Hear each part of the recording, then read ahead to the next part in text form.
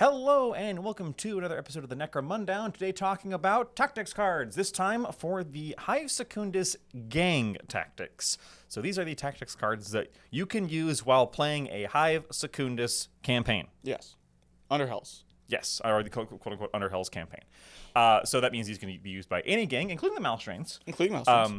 While you are in Hive Secundus, whether it's in the Underhells or in the pregame, the Ashway scenes beforehand, when you're getting there. Mm-hmm. All of it's good. We'll start off with the first one, I guess. How about Improvised Trap? All right, Improvised Trap. Play this gang tactic after activating a friendly fighter before performing any actions. Place a frag trap on the battlefield within 1 inch of the activating fighter for the duration of this fighter's activation. Treat any rolls to see if the trap is set off as a 2 through 3 lucky escape. There's no need to roll the dice. That is actually super useful. That basically just means that the guy that puts it down can't set it off by accident. Right, which is handy. Yeah. How often do you use traps? Not very often, but the fact that this is like a free AoE 3 like damage, it's kind of like the board control that we were talking about previously. Yeah. It's just like useful to put down somewhere your opponent wants to go and go like, okay, deal with that. So B or C? It is only a damage 3. I would probably rather have other ones. Strength 3, you mean? Strength. Yeah. Strength It's a damage 3. Oh my god. It's only damage 3. Yeah. Probably high C. Okay, I agree with that. Wrong one. Oh, I didn't. Oh, sorry. Doop. There we go. Right one. All right. Yeah, I can see that. High C, niche but good board control. Yeah. All right. Lumen Flare. Play this gang tactic at the start of any round before rolling for priority. For the duration of this round, increase the value of the visibility X rule by 6 inches. So, this does apply to everybody. It does, unfortunately. I'm going to put this as C as well because it's kind of... It is a lot better for longer range gangs. Whereas, if you get a 12 or a 18-inch visibility, going up to that 18 or 24 is way better. But if you're, in pitch black and it's range 3 up to 9, it's really good, but it's really good for everyone. Right. So, yeah, I think similar. High C, low B, somewhere in there. I think probably low B. Low B? Okay. Yeah, because when it is useful, it's useful. Yeah. Next is the Underhells Quake. Play this gang tactic at the start of the end phase before checking to see if gangs have bottled. Place the 5-inch blast template anywhere on the battlefield and then scatter it 2d6 inches in a random direction. If the blast template finishes the scatter with the central hole over impassable terrain, move the template to the smallest possible distance so that the center hole is not in impassable terrain. Every model under the template suffers strength 5, AP 1, damage 1 hit. It's super random. Yeah, super random, and at the end of it, not particularly great. I mean, it's damage 1, AP 1. It's kind of like a free grenade, but it's not really free, and it could scatter anywhere. It's 2d6. I don't think this is bad, because remember, scatter stops if hits walls. That's true. And Underhells, if you're in the Underhells. So it only does that if it ends over impassable. So it goes back to not be over impassable. Right. C? I don't think it's D. Low C. But I was going to argue take T. it. I wouldn't take it. Yeah. Maybe D. All right. Desperate Throw. Play this gang tactic when activating a friendly fighter before performing any actions. For the duration of this activation, increase the range of any grenades this fighter is equipped with by 6 inches. That's pretty good. That is pretty good. Because usually your grenades are going to have 9-inch range. Mm-hmm. This, of course, is much better for those strength times 2 grenades, like your really heavy blasting charges, which normally can have a bad habit of bouncing back in the face of the person who threw them. Adding 6 inches really reduces that. Yeah, so you would think that it would be increasing your long-range grenades to be longer, but the higher percent increase of the shorter range grenades, and you're right, not scattering back on you, very good for those. Yes. Or, however, you could also make it chuck a strength times 3 grenade 15 inches. Yeah. As we saw from friend of the show, Travis, that's a great way to play Ogryns. Yeah, Ogryns. I play them in Corpse Grinder cults because their base strength is 4. Yeah. So I'm going to put this at B, I think. Yeah. Maybe not quite A. I think this kind of shifts you to want to use a bunch of grenades. Yes. Which I kind of like. I think this is a lot. Yeah, that's a good point. Kind of informs the gang build. Yeah. You're going to want some grenades on quite a few people to be able to get use out of it, but it's really strong. Up next is Relentless Hunters. Play this gang tactic after a friendly model has finished their activation before choosing a roaming horror to activate. Remember, this is specifically for Underhells. Yes, where there's the NPC kind of following their own little AI. Exactly. You can choose to activate a roaming horror. A roaming horror may be selected and activated even if they do not have a ready marker. So it's kind of like if a roaming thing activated near your opponent, you can activate it again to kind of screw them over. Some of the roaming horrors have pretty good stats. They do have pretty good stats, especially the elite ones. And this can really take someone off guard because a lot of Necromunda is moving things around things that don't have ready markers. So, this roaming horror is safe. You already went this turn, and then suddenly, haha! Yeah, suddenly. Nope. That's true. And that's what I think this is. I do like that a lot, actually. I think B for that reason. Yes, I think B. I think mid B. Because of the potential to your opponent not being able to counter it because you take them by surprise. And you got to be in the right place at the right time. You got to have the right roaming horror with the right stats and the right guy who's going to get eaten by it, but you can do it. Yes. And keep in mind that if you don't have a roaming horror in your game, you can just discard this. Right. Because it says so up here. If you can't use it, get a new game tag. Right. Preemptive Strike. Play this gang tactic when a friendly fighter is charged before the charging model performs any attacks. The defending fighter may perform reaction attacks before the charging model performs their attacks. This is basically strike first. Yep. Super strong with the right fighters. Yes. So obviously, this depends a lot on who gets charged, because if you're a Vansar ganger with no melee weapon gets charged, this doesn't help you. Hit him with the butt of the gun. A lot of the time in Necromunda, a great way to deal with the enemy melee model, a heavy melee model, is to charge it and kill it before it can smack. Yes. This goes, ha-ha! Exactly. So I think this is S tier. This is the Uno reverse no U. Yes, this is. It is really strong. The only reason I wouldn't probably take this is if, again, I am Vansar. Yeah, if I'm playing Vansar, and even if I'm playing Vansar, if I have one of those Vansar melee models. Oh, actually, that's a good point. Because you can have their shields that push back. So you just go reaction. Boop. Not in melee anymore. If you have knockback, this goes into S++. Very good. Because you can knock someone out of melee. That's just like how if you're charging someone, you can knock someone out of being able to do reaction attacks. If you're wondering if this works, this is why this works. You could preemptively smack someone and knock them out of being able to hit you in the first place. This is S tier because this allows you to either Uno reverse, haha, killed you first, or it allows you to save your bacon. Yep. Next up is Crumbling Masonry. Play this gang tactic after activating a friendly fighter before performing any actions. During this fighter's activation, every wall is considered to have a ductway through it. That's really not what I thought that was going to be. No. You can move through walls, which is very good, but I believe going through a ductway still costs a full action. It does. So I don't know how. Situationally very strong. So if you're up against the wall already, yes, this allows you to basically move through the wall. Basically, I think this is A.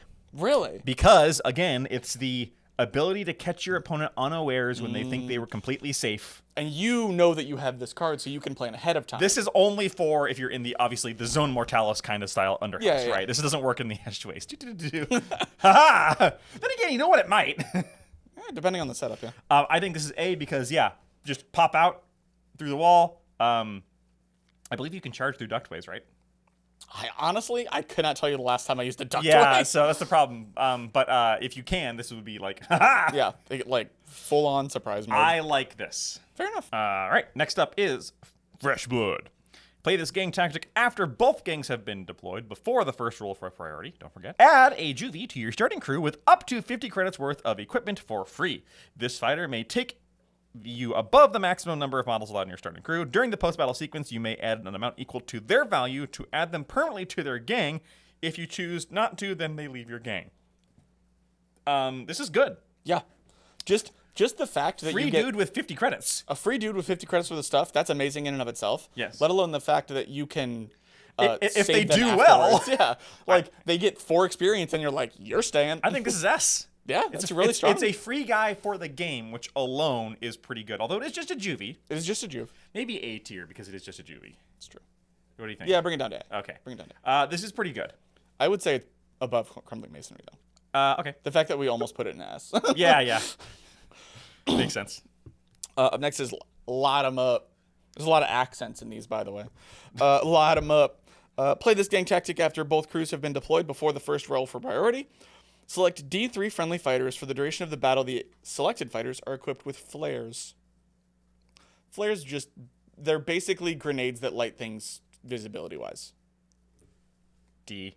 Yeah, that's pretty bad. What's the name of this one? Light them up. Light them up. Draw them out. Another Play this gang tactic when activating a friendly fighter before performing any actions. During their activation, this fighter may perform the Place Lure basic action. Place Lure basic. Place a marker on the battlefield within 1 inch of this fighter. For the remainder of the round, whenever a roaming horror moves, they must move directly towards the marker. This is weird because it's controlling movement of horrors. Controlling movement of the NPCs. But you're the target. So you can't, if you could, throw this in your opponent's backline, that would be a different story. Yeah, it's within 1 inch. 1 inch of the fighter. I mean, you can do it and then move. Well, you better, because you just threw down the lure. Yeah, it takes your entire activation. No, it's basic. Well, no. I mean, because you have to place it and then move away. That's everything that they can do to direct the roaming horror away. And it's for the remainder of the round? Yeah, but it's only the round. I think it's D. Yeah. That's pretty bad. And, you could use this to save your bacon if you, can draw people. You have a guy who's being a vanguard. He's up in the, towards the front of the field. You can put it down to make sure roaming horrors aren't going towards your back line. Mm-hmm. You could use it to draw them towards a certain point. I don't like it. Draw them out is D. Fair. D for draw them out. Better than line them up. That's fair. Next up is Legendary Hunter. Play this gang tactic after both crews have been deployed before the first priority roll. Select a friendly fighter. For the duration of the battle, they gain the Fearsome skill. Fearsome is you have to pass not a leadership, a willpower test to charge them. Yes. Situationally potentially good. It depends on your opponent's gang. Yeah, what's their willpower? If they want to charge you anyway. A lot of the melee stuff doesn't have great willpower. True. Corpse grinders don't really. Goliath do not at all. Don't. I think this is C. Yeah, I like C. Fearsome can really turn the tide, and it is for a whole battle. That's true. Basically, anything that's a buff for the game is pretty strong. Yeah, this could really make. The thing is, though, is all your opponent has to do is roll the willpower check, and then you wasted a tactic. So that's why I don't think it's any higher. Yeah. All right, till the bitter end. Play this gang tactic after both gangs have been deployed before the first roll for priority. Don't forget. Select 3 friendly models. Each of them that is still in the battlefield at the end of the battle earns an additional D3 XP. So this is fine. This sounds like an underdog one. It's a little like an underdog one. Basically, you pick 3 people that you're pretty sure are going to live, and they get D3 additional points. It's good. I like it. Yeah. They do have to be there. Yeah. So I say B. Yeah, I'd say B. I would never be upset to see this. B for better? Yeah. B for better. Next is Corrupted Ammunition. I almost said Ambot. I wish. Corrupted Ambot. Conk. Play this gang tactic when a friendly fighter is targeted by a ranged attack. For the duration of the model's activation, reduce the damage characteristic of each ranged weapon they are equipped with by 1 to a minimum of 1.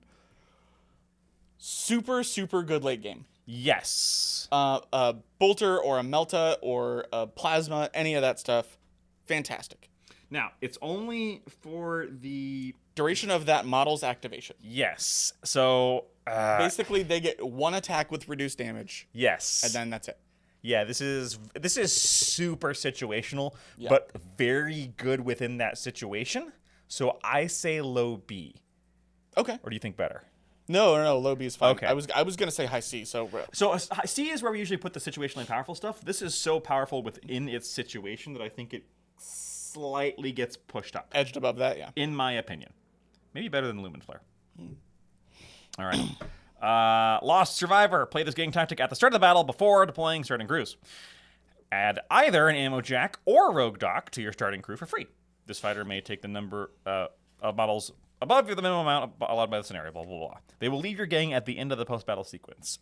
This is very, very good. Yes. Because rogue docks are good. They're not good on the field.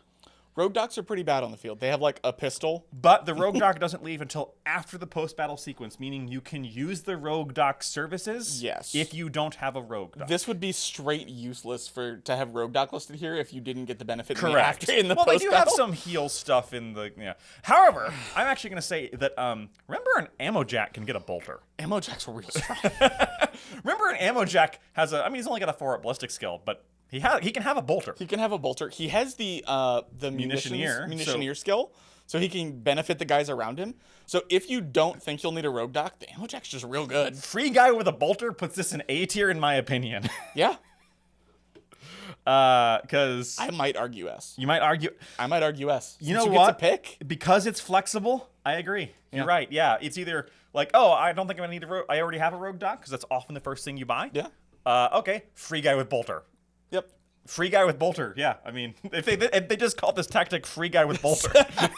Yeah, just name it that. It wouldn't fit on the card, but it'd be fine. Or also Rogue Doc in very small letters. Next up is emergency defenses.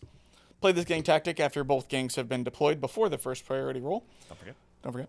Place a Trazior pattern sentry gun on the battlefield within 3 inches of a friendly model. Trazior sentry guns were introduced here. They're stationary turrets that anybody technically can put them on the battlefield, and anybody can wield them if they're next to them. Yep.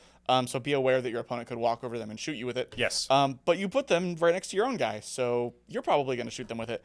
I think that's pretty good. I think I don't remember how many points they are. They cost a fair chunk. They're like 60 or 70 They're not points. that great, though. They're not great. But it's free. Right. You put that next to a Juve and just have the Juve just... Right. I like it. I think B. B? Yeah. Okay. I agree. I agree with B. Irradiated ammunition.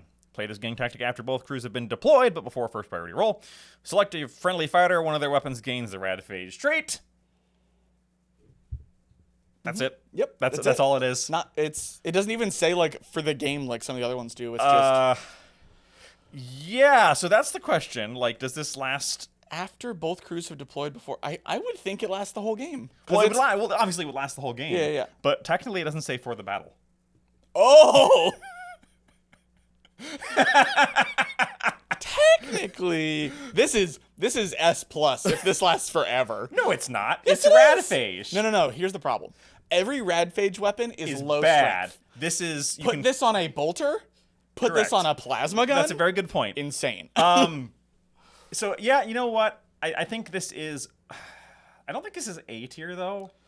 Yeah, I'm assuming it only lasts for the game. If it only lasts for the game, I think high B.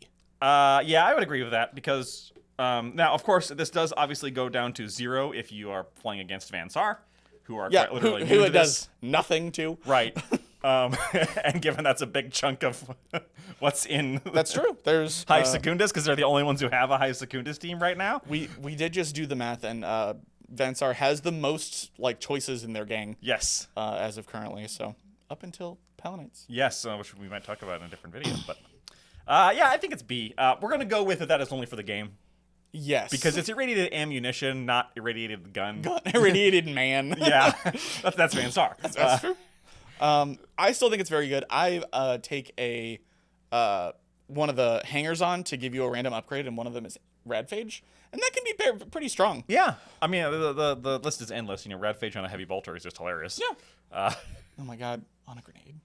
Yeah, trying to rad grenades are useful are a thing because trying to apply that trait to multiple different things is actually pretty good. Although it is it's one of their weapons. Never mind. No, just one. It's just one. I saw their weapons and I went, it's just one. That would be different. Actually, you can't do it on grenades because they're not technical weapons. You can do it on a grenade launcher. There you go.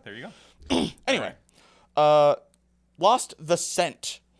Play this gang tactic after a friendly model has finished their activation. Before choosing the roaming horror to activate, select a roaming horror and horror. Select a Roman horror. Roman horror. See, I said roaming hoarder. Select a roaming horror and remove their ready marker. So it's the exact opposite of the other one. Yes.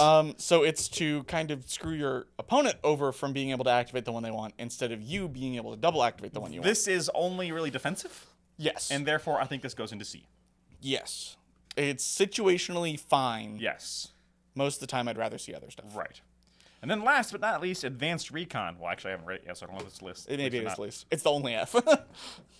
Play this gang tactic after both crews have been deployed before the first priority roll. Don't forget. D3 friendly fighters may immediately perform a move simple action. It's good. Free moves. It is good, but isn't there a generic one that's better? Yeah. Like it's 3 instead of D3? No, I think the other one was Are D3 they both too. D3? Either way, I think this is good. It's free movement. It is free movement. High B, low A? I say high B. Okay. Yeah, there we go. Yeah, no, this is good. It's free movement. Yeah, it's true. And then that's always handy. It helps people get shots earlier that you didn't realize they were going to get, or charges that you didn't think you were going to get. You can punish your opponent for deploying aggressively. You can get to objectives. You get free movement, always good movement, right? Yeah. And that's it. Now, as you can see, this is the first tier list we've done, I think, with no Fs. Yeah. And it is also the most recent set of gang tactics, so there's that. They're learning. Oh, let's hope. Oh, no, because Ash Waste Nomads had... Oh, yeah, they came out after. Right. You're right. So yeah, pretty good crop of tactics. Pretty limited, but not bad. Yep. Lots of solid Bs and Cs, which is what we want to see.